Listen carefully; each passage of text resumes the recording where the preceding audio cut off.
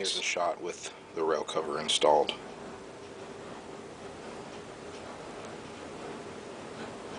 It definitely widens the gun out a little bit, which, I don't know, can kind of, detract from the look of it, but if you like that, there's a comparison shot. This is the original's airsoft rail, and it was an initial offering because there weren't a whole lot of rail options other than this stock option. The railed version of the factory handguard when this came out, and so it's cool. I mean, it's like the original granddaddy rail of the aftermarket for this particular weapon. There are a couple of disadvantages. Obviously, the gap at the top, because you can see the barrel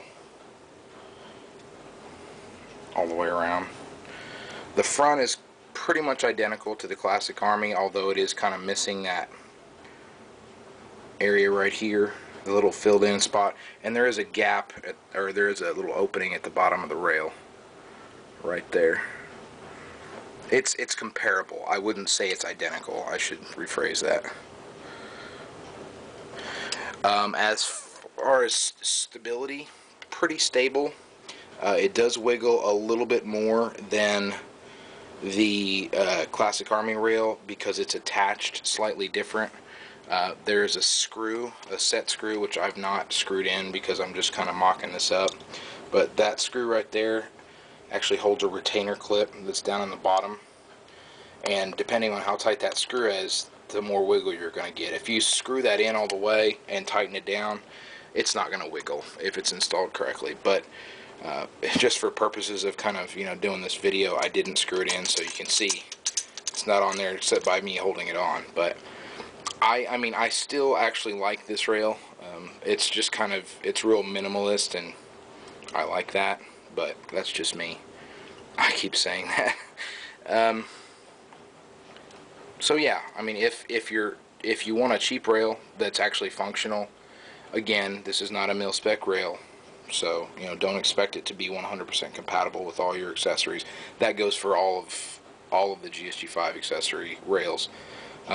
They're not mil-spec. These are pot metal that are supposed to look mil-spec because it's basically airsoft parts that are modified to work. But I haven't had any issues as far as mounting lasers or lights or anything like that on any of these rails. So there's a kind of a look at that. And the last option is, or at least the ones that I have, is the Rages.com HK91 pre-modified slim handguard, or slim guard as I like to call it. And surprisingly, I love this handguard.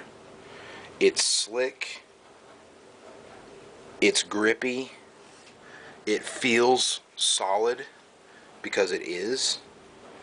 It's a genuine HK part, so it really, it looks mean just the way it looks.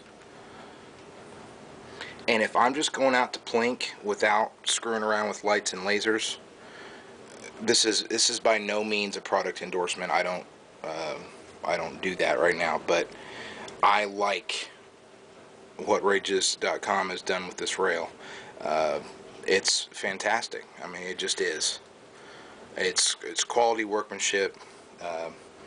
Slides right on. If you have a push pin, it takes 2 seconds to put on, and it's just comfortable to shoot. I've got a big hand, and it feels nice. You just have a good solid grip on the gun.